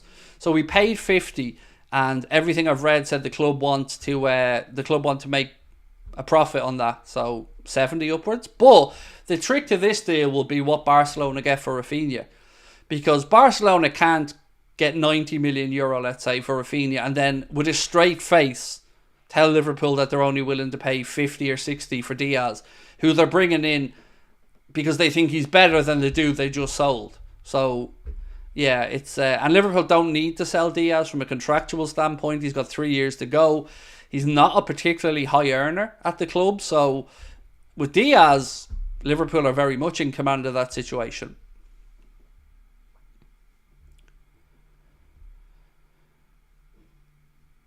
The best midfield in the Prem is... Oh, that's gone. Signing will come after the 30th of June when it's a new financial year. So, again, we've spoke about the financial year stuff, and we don't need to wait for the new financial year. We're golden. Our finances are all good. We're not one of those clubs that has to wait for this new financial year. We're good. We're nowhere near concerned. In fact, our books were done in May, from what I was told or read. That's how far ahead. I think it was Kieran Maguire, the football finance expert, was speaking about this. And Liverpool are good to go. So we don't need to worry about end of business years. We should be looking to do the exact opposite, in my opinion, and leverage the fact that other clubs may need to sell players before the end of this month for the reason you've said about the financial year.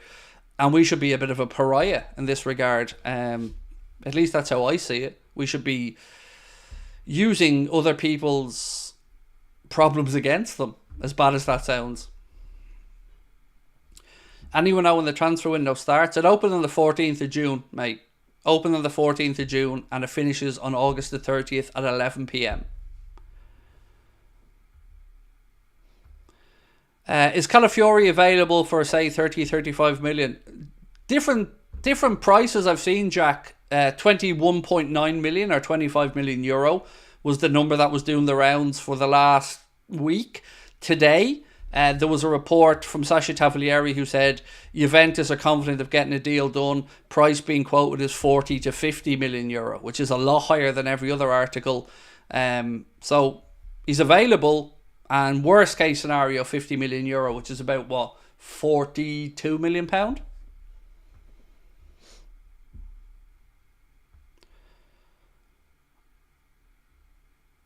Paul said, Craig, I've seen somewhere that Liverpool will take advantage of this. It was probably you. Well, they should. You know, there's not... I know we all want to hold hands and sing Kumbaya and all, but ultimately, as I've said many times, football clubs are inherently self-serving. As they should be. Sometimes you got to look to the greater good when you're talking about a collective or a bargaining agreement on TV rights or something like that.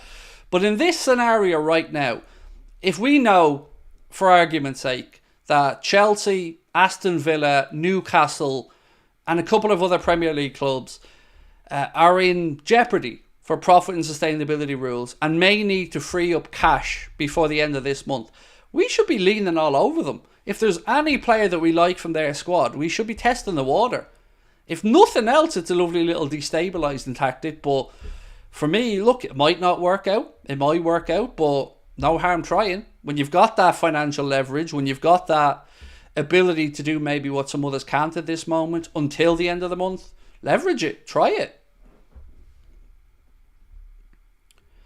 What about Alan Varela? So what I've read is that he isn't on the list. Now, of course, I don't know. I'm not in these meetings. His name has been mentioned as far back as a year ago. 60 million euro was the number that keeps coming up. He's been spoken about as the next Javier Mascherano. I think, if my memory's right, he's not in the Copa squad, but he is going to the Olympics. Not sure if I have that wrong, but my brain's telling me that that's the right way. But yeah, I've not being told anything or even read anything to suggest that there is real interest there. But it's football, so I guess you never know. Do you think Nico Williams would take a wage cut to join Liverpool? No, but we think of things very matter of fact. So we think of his wage being this money that comes into his bank account every month that he's getting at Bilbao. There are other ways to be creative around this. You could give him a higher signing on fee up front. You could give him more money towards the latter part of his contract. You could have achievable bonuses. You could give him a little bit more on image rights than you give other players.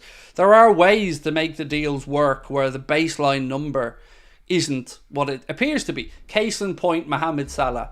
The number we all talk about is £350,000 a week. But then you've Rami Abbasisa saying over in Harvard that Mohamed Salah all in makes about £1 million a week. Now, I don't know whether that's from endorsements as well or whatever, but either way, let's not forget that playing for Liverpool Football Club in itself increases your marketability and increases the likelihood of bigger brands and companies wanting to work with you because you're on a bigger platform. You're at a club like Liverpool Football Club on the world stage. So there's that side of it as well. Like, it is more beneficial for a player to be at a club like Liverpool than, say, Bilbao. But you've got to make that make sense to him and his agent.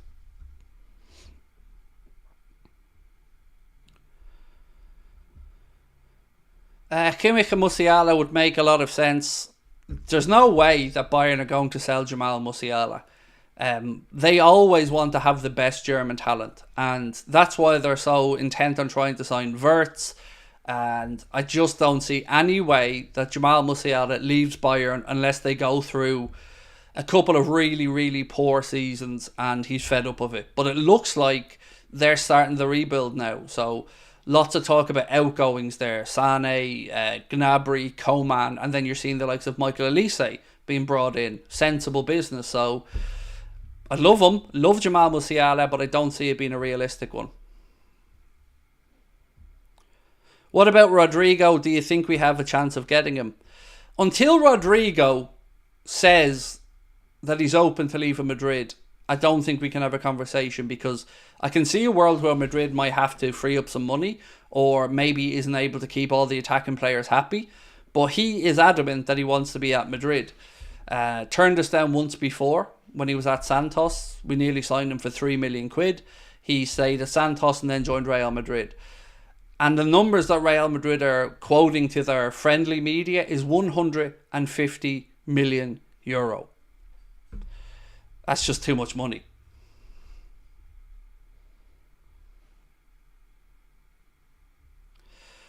Lucho starts for Colombia in the Copa America versus Paraguay. Thank you for that, Mark. That game kicks off at 11. And Brazil then play at 2 a.m. In the other Copa America game today. What's this one? Bologna are keen on Vandenberg. Oh, hello. So Bologna are keen on Vandenberg if Calafiori departs. Now tell me that all of your minds hasn't just gone to exactly where my mind has. Swap. Part exchange. Whatever you want to call it. If they want to sign Vandenberg, if Sepp's open to going to Italy and playing Champions League football, which Bologna have next season, yes please, that would work. We let Sepp Vandenberg go the other direction and bring Calafiori in. Yes please. Surely, right? So I gotta say something really quickly just before I move on. I can't say this clearly enough because a lot of people keep messaging me or emailing me saying, can you hang on to some tickets for me for the Liverpool show? I get paid X amount or whatever. When these tickets for the Liverpool show, if indeed they sell out, we can't do anything else. That's it. Like, at the back of my mind for the first show, when we sold it out, I knew there was a possibility of moving to the bigger theatre. So I always had it in the back of my mind. So when we did sell out the first show and then we moved to the bigger theatre, I also knew that there'd be no chance of any more tickets. So if you want to come to the show, a couple of options. If finances are a problem, reach out to me. I've said it all the way through. We've got loads of donations that allow us to be able to give tickets away to people who, for financial reasons, can't come along. And it happens to us all. So I want to put that out there as well. I will keep this private and confidential as always. We've given away about 25 tickets because of your generosity to people who are in hardship or have other valid reasons why they couldn't buy the tickets. So if you're one of those people, please do reach out to us. But when those tickets are sold out, if they do, that's it. We can't do anything else about it. Cardiff, we still have availability there as well for August the 2nd. Again, those tickets are priced at just 15 quid. And honestly, I can't wait to meet you all. I'm already planning the shows at this point. I'm buzzing for them. They're the last two we're going to do. Last time I'm going to be on a stage. So yeah, if you want to come along and see us, August the 2nd, Cardiff, August the 4th, Liverpool. Tickets with the link at the top of the chat or scan that QR code on your screen.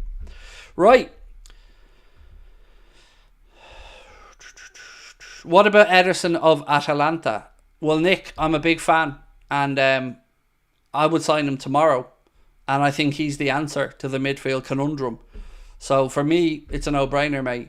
We were told last week by outlets in Italy that an offer was coming this week from Liverpool. I haven't yet seen said offer, but I'm hoping.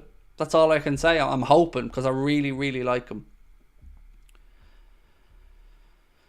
I'm in love with Calafiori, said Alexander Carl. Craig, what a gent you are to help people. Look, Colin, I honestly look at it this way, mate. These live shows for me and Connor, and I know I can speak for both of us, it's not about money. We're losing money because of the cost of travelling over and all the other stuff we're adding in. Carl, the comedian, all the other expenses that we have around the shows. We're bringing our families over with us. We're rolling deep for the shows. So it was never about money. We always knew it wasn't going to be about making money. So for us, we want to make sure that the people that want to come along, and that money isn't a problem. Same here with content. I've said from day one, and I'm going to repeat it, Anfield Agenda will never go behind a paywall because I don't believe in it. For what we do, other people are entitled to do their own things, and I'm not here to judge. But I don't want financial reasons being a barrier for our content with anyone. So yeah, I think maybe it's because I've been on my arse. I've been helped out and bailed out in my life when I had nothing. People were kind enough to offer me a hand up. And I've always wanted to repay that. And because I have such an amazing community with people who send in donations and stuff, we can do these type of things. We're flying in a father and son from Poland for the show. We've got people travelling from Australia to the Liverpool show. We've given away about, and I say given away, we have to buy the tickets, but we've bought about 25 tickets on your behalf for people. Because that's what a community is. We say family, we mean family. Oh, the joy for me and Connor comes from getting to shake your hand and getting to say thank you for watching and thank you for your support and hearing your stories about how you got to watch the channel or what your day looks like when we're on. These are amazing and you can't put a price on them for us. So, yeah, I know it's soppy, I know, but it truly means a lot to us that you guys are there and give us your time. And I make sure that I stay there and shake every single person's hand and take every single picture every single show because you're making our dreams come true and we love you all dearly for it. So yeah, don't ever be afraid to reach out. Our community's here to help each other. That's the long and short of it. So would I sign Mark Gay? Yes, I would. I know 65 million isn't exactly cheap, but homegrown, Premier League proven, I think it's a reasonable fee. So yes, I would. I think Mark Gay would be an astute piece of business and would of course help our homegrown. So Liverpool value Nat Phillips according to Lewis Steele at £8 million. What's this one? Pep Linders, big fan of Bobby Clark, would like to bring him on loan as well. That's another 2 bits of info. Thank you, Mark, for sending that on. Also, at Cardiff, you're going to get to meet, if you're coming to the Cardiff show, you're going to get to meet myself, my wife, my son, Connor, his missus, Ben's wife, Chris Stonage, and Izzy are going to be there as well. If you're coming to Liverpool, you're going to get to meet myself, Connor, our partners. No Ben, he's not coming to the Liverpool show. Carl Porter will be there doing a comedy set as well. Carl Porter, for those of you who may not recognise the name instantly, is the slow-mo celebration guy. And more than that, he's a really lovely fella, and it's a pleasure to have him involved with us as well for the night. And he's been gracious enough to give up his time to come and have a chat with us. So Let's have some fun. It's the last time I'm going to be on a stage and I'm going to make it count. So, yeah, be prepared because it's going to be all energy. What else we got? Is there a chance we don't get any of the players mentioned by journalists? Of course. Yeah, of course, mate. Everybody's guessing at this point. And if they're not honest enough to say that to you, that's on them. But everybody's guessing. You know, Liverpool are playing their cards very close to their chest, and that's to be admired. But what gets me about the journalists is I've no problem saying to you I don't know, or I've no problem with a journalist saying I'm not sure. But what annoys me is that there's a ridiculous amount of journalists that are willing to tell us who we aren't interested in, but have no idea who we are, but allude to the fact that they do, but just keep saying no interest. The club have briefed us this, and this.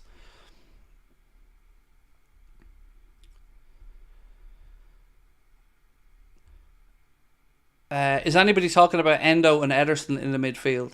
They could absolutely play there. Look, if we brought in Ederson, who was it that asked this? Richard. If we brought in Ederson, as you've said, mate, that unlocks a whole lot of potential there for us. You could have Wataru in there alongside him.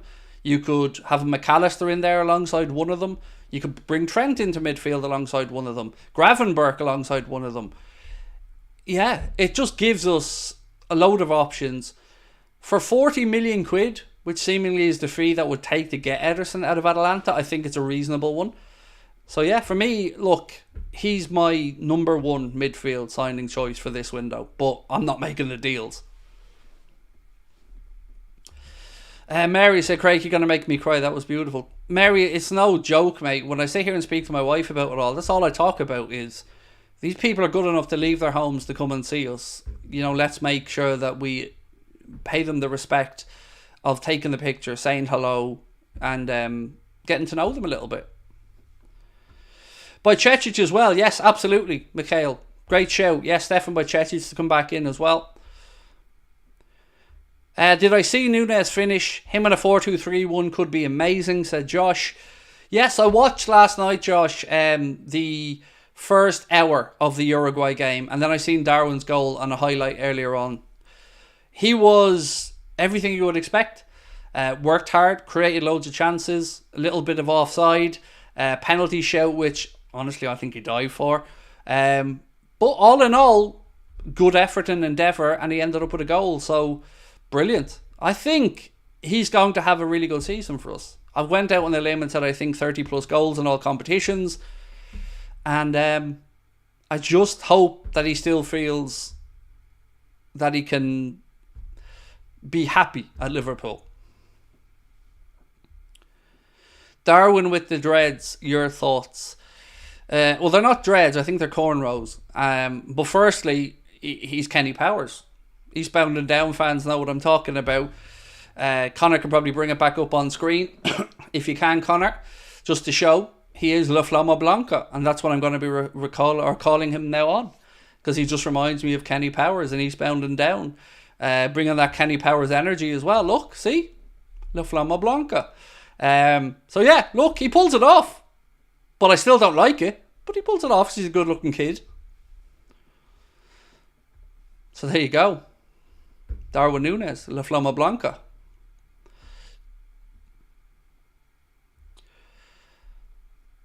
I've just joined. What have I missed? A lot, quite frankly, mate. We spoke about Geertruida and the fact he's likely off to PSG based off reports. Leny Yoro letting everyone know he wants to go to Madrid, nobody else. Jota carrying an injury at the minute. We talked about Declan Rice sticking up for Trent. Liverpool announcing that the Liverbird emblem will replace the club's crest across all digital media platforms for this season. We spoke about Calafiori and the varying reports coming out of Italy, some of them suggesting Juventus are going to sign, some of them saying that Juventus are pulling away because of the fee. Then we had Florian Plettenberg confirming that Mohamed Kudus' £85 million release clause is active this summer. What else was there? We talked about Barcelona apparently being able to sell Rafinha for between 90 and 100 million euro to Al Hilal. That would, of course, free up money for them to be able to come in and at least try to sign Lucho. Adrian looks like he's going back to Real Betis. Bobby Clark attracting loan interest from the likes of Norwich, Leipzig, Salzburg and a few other clubs. Liverpool value Tyler Morton at about £20 million. Nat Phillips' valuation is about £8 million. I think I've quickly flown through most everything there. What's this one? Luke Chambers, according to Luis Diaz, has interest from the Championship and foreign clubs, but will likely be assessed by Arne Slot before any exits are sanctioned for him. So obviously keep an eye on that situation. He's a very promising young left-sided player. Would you do a show in London? Maybe I missed it. I was thinking of it, but honestly what I found with London was kind of similar to Dublin. Very expensive city to do a show in. Very expensive to get a venue. And when you get a venue, then you've obviously got to recoup that in ticket sales. And the numbers weren't stacking up for us. So that's why we decided to do... We've done Dublin, Belfast, and we're doing Cardiff and Liverpool. And then that's it. That's the end of the Anfield Agenda live shows. Just because I get really scared and stage fright. That's the only reason. So, yeah, these two and then that's it.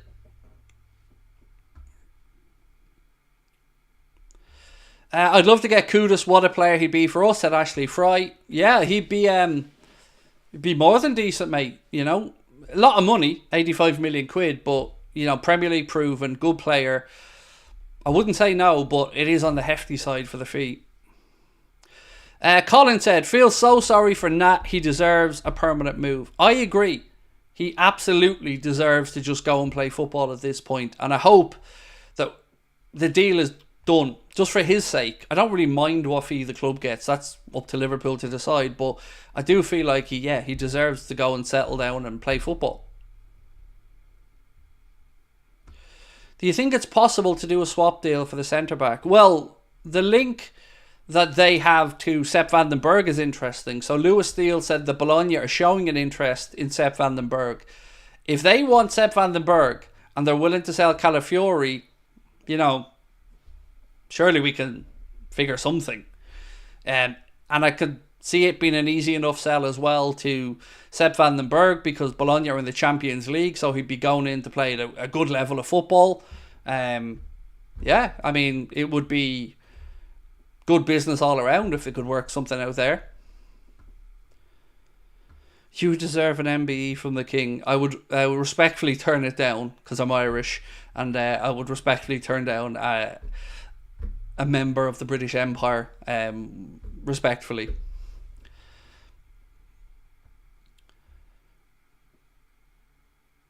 Not really been a fan of raiding the Serie A before, but my God, would Calafiori and Ederson improve our team? Yes, they'd be great signings, Jack. And I get where you're coming from. It's always a bit nervy when you're linked with players from Serie A because the Premier League has had some good examples of Serie A players coming in and lighting it up or not doing very well. We haven't actually spoken or haven't seen much written about Fabio Carvalho either, which we still have to assess. You know, Arne Slot wanted to bring Carvalho to Feyenoord at one point, so Leipzig are leading the race, Anfield sector say, according to Luis Diaz, for Tyler Morton, with multiple English clubs also keen on the midfielder. Liverpool value him at least £20 million.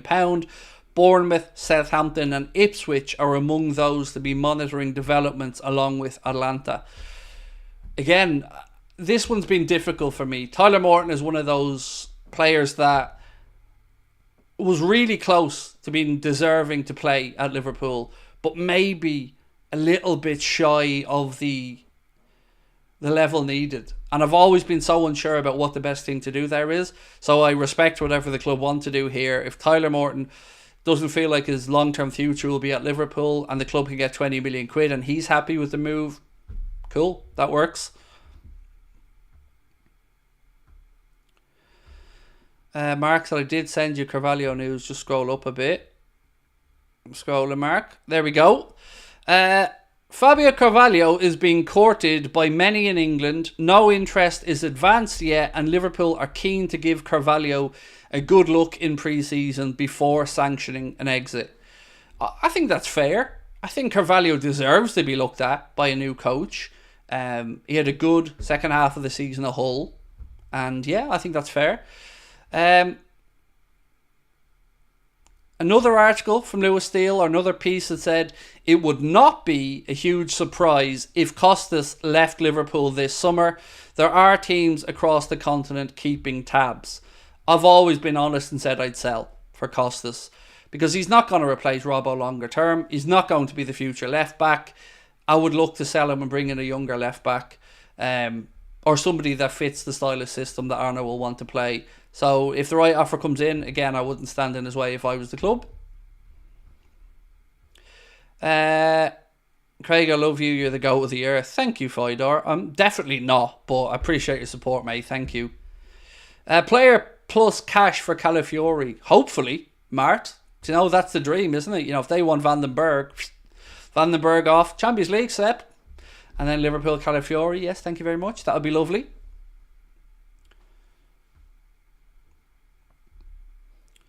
Nomad said everyone deserves a chance under a new coach. Well, yes and no. Sometimes from the outside you'll know somebody's not going to work for you, or you don't like the look of somebody. But yeah, I think what you said is fair. You should be assessed anyway. But Chiesa looked good tonight against Croatia, said Ian. I think there's a real deal to be had there for Chiesa. You know, because of his contract situation, I think you can pick him up for less than his market value. And I think he'd be a good signing for anybody in the Premier League. Also, I've not seen anything really recently about this, but we spoke in the past about Dybala having a 12 million euro or 10 million quid release clause that's active at the minute. I thought Spurs would have jumped all over that, to be honest. What are your thoughts on Dom's performance in the past games? Look, second half of the season, including the Euros from Dominic Szoboszlai, is not up to the level we know he's capable of. I'm not here to say why, because I don't know. I'm not doubting on the kid's future, because I very much believe in his talents. But the second half of the season was a long way from the bright start he had and what we know he's capable of. I wouldn't be looking to move the kid on. I really, really like Dominic Szoboszlai. But we know he's better than that we're seeing. Is Wexford a nice city? Well, yes, but I don't live in Wexford, the town. Wexford is the county that I live in. I live in Gorey, which is on North Wexford, closer to Wicklow. So I don't actually live in the town of Wexford. It's about a 30-minute drive away. He looks like my son. Who does? Who looks like my son? I don't know who we're talking about here. Dom never been the same since Klopp said he was leaving, said Colin. What a performance by Calafiori in today's match against Croatia. I really hope he joins Liverpool, said Den Blocks. Sounds like we're going to lose Nico Williams to Arsenal, and this seems about right. Does it? I don't know, Mike. I'm not saying you're right or wrong, bro. I just don't know. If he signs for Arsenal, look, I don't know how else to phrase this other than somebody needs to be sacked. Because if you let Arsenal go out and sign him, on top of Rice last season, on top of bringing in other players who've supplemented their squad really well, like Leandro Trossard as an example, I mean, we're going to just fall further behind. Let's be frank about this. So whatever we're doing, I hope it's definitive, decisive and swift.